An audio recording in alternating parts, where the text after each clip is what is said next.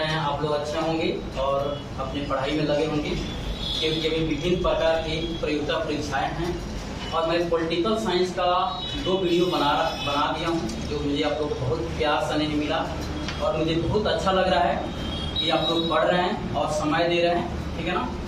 उसमें कमेंट देके आप लोग बताइए कि आप लोग को वीडियो कैसा लग रहा है, ठीक है ना। मैं हमेशा इसके लिए तत्पर हूँ कि आपके लिए मेहनत करूँ, ठीक है ना। तो आज मैं हिस्ट्री को लेकर एक न्यू टॉपिक लेके आया हूँ जो मॉडर्न इंडिया का है, जिसका नाम है महात्मा गांधी की, ठीक है ना। तो आज इसको हम पढ़ेंगे और यहाँ देखेंगे कि पढ़े तो कैसे पढ़े तो लाइफ टाइम याद है, ठीक है ना। पढ़ने का मतलब ही ऐसी होती है, ठीक है ना।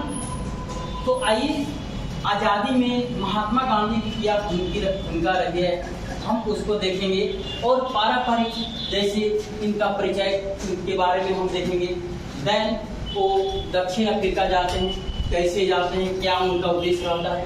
उसके बाद से भारत में उनका आगमन जब होता है तो उनकी कौन कौन सी वो आंदोलन होती है, ठीक है ना। उसके बाद से उन्होंने क्या क्या करते हैं उसको हम पारंपरिक देखेंगे। बस आप लास्ट तक वीडियो पर बने रहें और देखें। आते हैं महात्मा गांधी, जिस यहाँ पर मैं लिखा हूँ महात्मा गांधी की 1917 से 1948। बाबू यहाँ 1917 से जब महात्मा गांधी भारत में आते हैं तो प्रथम बार चंपारण आंदोलन करते हैं। तो यहाँ से उनके दौर शुरू होता है आंदोलन का। जस्ट यहाँ पर दिया हुआ है 1917 से 1948, ठीक है। यानी 1948 में उनकी मृत्यु हो जाती है, ठीक है ना। तो उस चीज को हम पारंपरिक देखेंगे। देन परिचय में हम देखेंगे कि आप जानते हैं कि महात्मा गांधी का पूरा नाम मोहनदास करमचंद गांधी है, ठीक है। उनका जो जन्म है 2 अक्टूबर 1869, 2 अक्टूबर 1869 को पोरबंदर एक जगह है जो गुजरात में पड़ता है, ठीक है बाबू। गुजरात में पड़ता है, इनका जन्म हुआ।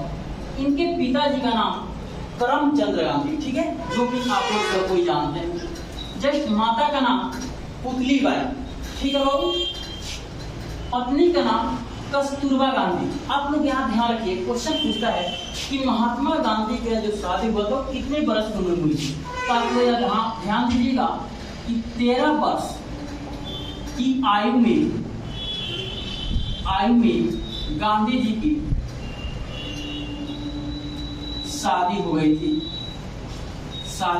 ठीक है। तो यहाँ पर ध्यान दीजिए, कभी क्वेश्चन कोई देता है कि महात्मा गांधी की जो शादी है कितने वर्ष की उम्र हुई थी, 13 वर्ष, ठीक है ना। देन इनकी मृत्यु 30 जनवरी 1948 को नाथूराम गोडसे द्वारा हो गई थी, ठीक है ना। इसको जस्ट मैं आगे पढ़ूंगा इसके बारे में, ठीक है ना, कि इसका क्या उद्देश्य था।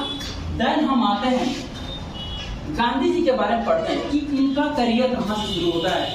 तो महात्मा गांधी 1891 में बरिस्ट्री की पढ़ाई, ठीक है ना, बरिस्ट्री की पढ़ाई को करके आए, ठीक है ना। उसके बाद से जब वो आए तो आप देखिएगा गुजरात के एक व्यापारी है, जिसका नाम है दादा अब्दुल्ला। 1893 में दादा अब्दुल्ला महात्मा गांधी से आकर मिले और बोले गांधी जी आप दक्षिण अफ्रीका चलिए और मेरा एक पैरवी है वहां चल के कर दीजिए, ठीक है। तो महात्मा गांधी ने 1893 में, यहाँ ध्यान रखिएगा डेट है, 1893 में दक्षिण अफ्रीका गए। अब 1893 से यहाँ पर हम 3 पॉइंट याद करेंगे। 1893 में गांधी जी दक्षिण अफ्रीका गए, साउथ अफ्रीका।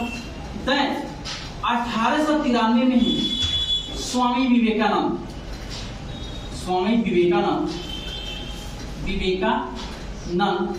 अमेरिका यूएसए के शिकागो एक विश्व धर्म सम्मेलन था, उसमें गए थे। जब एनी बेसेंट एक आयरिश महिला एनी बेसेंट वो भारत आई थी, ठीक है ना। तो यहाँ से हम 3 फैक्ट को याद करेंगे।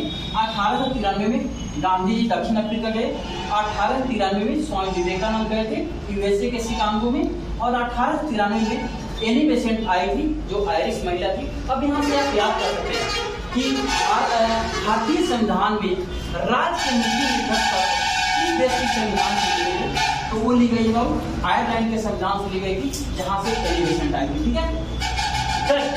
अब महात्मा गांधी जब दक्षिण अफ्रीका जाते हैं तो उस समय कुछ उनके साथ हादसा होता है, उस चीज को देखेंगे। डरबन से प्रिटोरिया यात्रा के क्रम में एक जगह पड़ता है जिसका नाम है मिरेंसबर्ग। वहां पर एक रेल कांड होता है, वहां पर महात्मा गांधी को निकाल दिया जाता है, यानी उस ट्रेन से उतार कर फेंक दिया जाता है। कारण हुआ था कि वहां पर गोरे और काले की बात हुई थी, यानी काले चमड़े की बात हुई थी। उनका कहना था कि काले चमड़े वाला जो लोग था वो अछूत माना जाता था, ठीक है ना, जिसके कारण वो थर्ड केसी क्लास के टिकट क्या किए थे, वो बना रखे थे, जिसके कारण उनको जबरन क्या किया गया, ये मिरेंसबर्ग में उतार दिया गया। तो बापू यहाँ से बहुत क्वेश्चन बनता है कि महात्मा गांधी ने वो कहाँ उतार दिया गया था, तो मिरेंसबर्ग में उनको क्या किया गया था, उतार दिया गया था। अब आएंगे, जब वो दक्षिण अफ्रीका चले गए तो उन्होंने क्या क्या किया, इस चीज को हम देखेंगे। तो 1894 में एक नटाल इंडियन कांग्रेस की उन्होंने स्थापना किया और जितना भारतीय थे उस इस कांग्रेस के माध्यम से एकत्रित किए, ठीक है ना। जस्ट उसके बाद से 1904 में, आप लोग ध्यान रखिएगा, 1904 में फिनिक्स आश्रम की स्थापना उन्होंने की, जहां पर महात्मा गांधी क्या की रह रहे थे।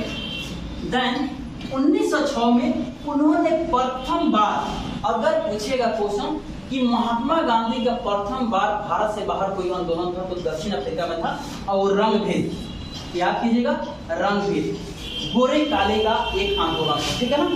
वहां पर जब महात्मा गांधी ने गए तो एक आंदोलन शुरू किए 1906 में, जिसको रंग भेद आंदोलन के नाम से जाना गया था, और महात्मा गांधी यहाँ जीत भी हासिल की थी।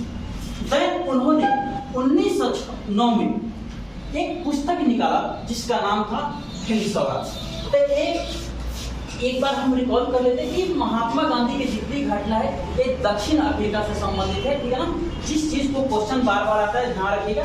1894 में गांधी जी नटाल इंडियन कांग्रेस, 1904 में फिनिक्स आश्रम की स्थापना किया। ये सब दक्षिण अफ्रीका है, दक्षिण अफ्रीका, ठीक है। जब उन्होंने 1906 में आएंगे प्रथम सत्याग्रह का प्रयोग, और 1909 में हिंद स्वराज पुस्तक की रचना की, ठीक है। अब इसको हम याद कैसे करेंगे, देखिए जैसे आप लोग रीडिंग पढ़ते हैं, ठीक है, तो 1904 और 1906 +2 ऐड कर दीजिए, ठीक है ना, प्लस यहाँ पर 3 ऐड कर दीजिए। जैसे आप लोग रीडिंग पढ़ते हो वैसे बना दीजिए। 1904 +2 जोड़े 1906 में प्रथम सत्याग्रह, +3 जोड़े हिंद स्वराज, ठीक है ना, यानी इनकी पुस्तक की रचना। देन आएंगे अब भारत में, देखेंगे महात्मा गांधी ने कौन कौन सा आंदोलन की और उनकी क्या भूमिका रही। तो देखेंगे गांधी जी का भारत आगमन। जब महात्मा गांधी भारत आए तो उस समय प्रथम विश्व युद्ध चल रहा था, यानी महात्मा गांधी का आगमन 9 जनवरी 1915 को भारत आए। और जब भारत आए बाबू तब प्रथम विश्व युद्ध चल रहा था। आप लोग देखिएगा, प्रथम विश्व युद्ध 1914 से 1918 के बीच हुआ। जब उस समय आए तो भारत में प्रथम विश्व युद्ध चल रहा था। तो उस समय महात्मा गांधी ने भारतीय जो बच्चे हैं उन्होंने ब्रिटिश सेना में जाने के लिए प्रेरित किया। वो बिना जाने मुझे प्रेरित कर दिए, और भारतीय बच्चे ने उस सेना में जाकर मतलब अपना योगदान देने लगे। इसलिए इनको भारत के लोग जो थे उनको सेना में भर्ती करने वाला सार्जेंट की संज्ञा दी है। क्वेश्चन बहुत बार पूछा गया है कि भारतीय सेना में के दलाल किसे कहा गया है, तो महात्मा गांधी को कहा गया, यानी सार्जेंट की उपाधि उनको दी गई। तो यहाँ से आप लोग याद रखिएगा। जब महात्मा गांधी ने काम किए तो इनको ब्रिटिश के द्वारा केसर-ए-हिंद की उपाधि दी गई, ठीक है ना। तो एक क्वेश्चन पूछा गया कि कब महात्मा गांधी को केसर-ए-हिंद की उपाधि दी गई, तो ठीक है ना, तो इन्होंने भारतीय बच्चे को प्रेरित क्यों किया, उसके लिए केसर-ए-हिंद की उपाधि दी गई, ठीक है ना। देन उसके बाद आते हैं बाबू, जब महात्मा गांधी आते हैं तो उसके बाद इन्होंने 1916 में साबरमती आश्रम की स्थापना करते हैं। कहाँ? गुजरात। गुजरात में साबरमती आश्रम की स्थापना करते हैं, ठीक है ना। उसके बाद से घटना क्या होती है हम उसको देखेंगे, ठीक है। आता है भारत में गांधी जी के प्रारंभिक सत्याग्रह, ठीक है ना। अब देखेंगे चंपारण सत्याग्रह 1917, ये बहुत ही फेमस है। ये क्वेश्चन बहुत बार बार आती है, ठीक है ना, कि चंपारण सत्याग्रह क्या है, इसका क्या महत्व है, किसने शुरू किया। तो 1917 में चंपारण सत्याग्रह हुआ, ठीक है। 1917 में चंपारण सत्याग्रह हुआ और इसके जो नेतृत्व है महात्मा गांधी ने किया। हुआ क्या कि ब्रिटिश द्वारा चंपारण में एक 3 कठिया पद्धति जो होता था, 1 बीघा में 3 काठा नील की खेती करनी होती थी, 3 काठा नील की खेती करनी होती थी, जिससे भारत ये जो है, ठीक है ना, चंपारण में यहाँ पे जो था, ठीक है ना, 3 कठिया पद्धति लाया गया था, जिसके कारण जो भारत की जो मतलब यहाँ की जो भूमि थी उसमें उपज नहीं होने देती थी, लंबी लंबी शोर होता था, जिसके कारण होता था क्या कि उपज खेती नहीं हो पाती थी, ठीक है ना। जस्ट हम देखेंगे बीच बीच में, कभी आप मुस्कुरा के पढ़िए, बहुत ही आनंद आएगा आप लोगों को, ठीक है ना। पढ़ाई को कभी सीरियस नहीं बनानी चाहिए, ठीक है ना, इसलिए हम कहते हैं कभी कभी आप मुस्कुराते रहिए और पढ़िए। और देखिए जब पढ़िए बाबू तो फुल मौज के साथ पढ़िए, ऐसा पढ़िए कि हमको याद हो जाए, ठीक है ना, ऐसे हम पढ़ाई करते हैं, ठीक है। तो आइए चंपारण सत्याग्रह के बारे में मैंने बता रहा था कि 3 कठिया पद्धति आया था, जिसमें 3 काठा 1 बीघा में 3 काठा नील की खेती करनी होती थी, जो वो भी उस भूमि पर करनी होती थी जो उपजाऊ भूमि होती थी, ठीक है ना। तो यहाँ पर हम देखेंगे नील की खेती, तो इसलिए क्वेश्चन है सत्याग्रह का पहला प्रयोग महात्मा गांधी ने 1917 में किया। तो महात्मा गांधी से जाकर एक चंपारण के नेता जो कि राजकुमार शुक्ल है, ध्यान दीजिएगा बाबू, यहाँ पे क्वेश्चन पूछा है कि किनके आग्रह पर महात्मा गांधी ने चंपारण आए।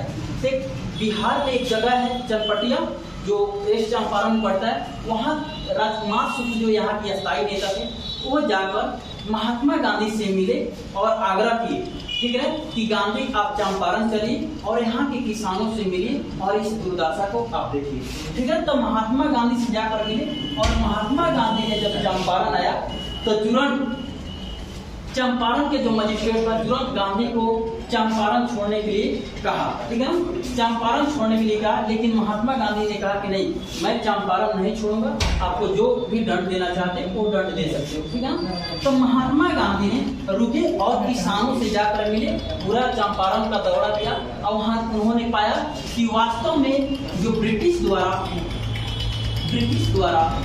एक 3 कठिया पद्धति लाया गया था, वो सच में बहुत मतलब खराब स्थिति हो रही थी, वहाँ पर उपज ही नहीं होती थी और किसान बहुत क्षुब्ध हो गए थे। दूसरा कारण ये था कि इन्होंने क्या किया था, एक टैक्स भी लगा दिया था, जो उपज भी नहीं होती थी और किसान को टैक्स भी देना होता था। लेकिन महात्मा गांधी ने यहाँ पर जीत हासिल की और यहाँ अंग्रेज को झुकना पड़ा, ठीक है ना। तब 3 कठिया पद्धति क्या है, बस 2-3 पॉइंट याद करना है। चंपारण सत्याग्रह 1917 में हुआ था, किसने किया, महात्मा गांधी ने किया, ठीक है ना। किसके कहने पर आए, तो राजकुमार शुक्ल के कहने पर आए। जस्ट यहाँ तक हम देखेंगे, ठीक है। और एक बहुत अच्छी क्वेश्चन यहाँ पे है, नोट में आप ध्यान देंगे कि क्वेश्चन पूछता है कि महात्मा की उपाधि किसने दिया। तो ध्यान रखेंगे कि चंपारण आंदोलन के सफल होने के बाद रविन्द्रनाथ टैगोर ने पहली बार महात्मा की उपाधि दी। आपको ध्यान रखिएगा दोस्तों, या बहुत बार पूछा है कि महात्मा की उपाधि किसने दिया था, तो रविन्द्रनाथ टैगोर ने दिया था। अब कब दिया था, तो चंपारण आंदोलन के सफल होने के बाद। जब इसके बाद जब हम आते हैं तो बहुत बार क्वेश्चन पूछता है बीपीएससी लेवल में कि चंपारण सत्याग्रह में महात्मा गांधी के सहयोगी कौन कौन है। क्या करते थे, चंपारण सत्याग्रह में ब्रिज किशोर प्रसाद, राजेंद्र प्रसाद, महादेव देसाई, नरहरि पारिक, जेबी कृपलानी आदि इनके सहयोगी है। यानी महात्मा गांधी को जो चंपारण आंदोलन था उसमें उनकी बहुत भूमिका रही, ठीक है। देन आएंगे इसके बाद से जब ये चंपारण आंदोलन इनका सफल हो गया, तब महात्मा गांधी का कुछ और भी आंदोलन था, जैसे अहमदाबाद मिल मजदूर आंदोलन। इसमें हुआ था कि जितना भी वर्कर्स थे वो काम करते थे, ठीक है ना, इस मिल में।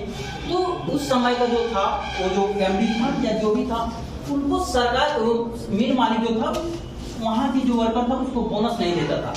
इसीलिए महात्मा गांधी ने क्या किया, 1918 में एक अहमदाबाद मिल आंदोलन शुरुआत किया।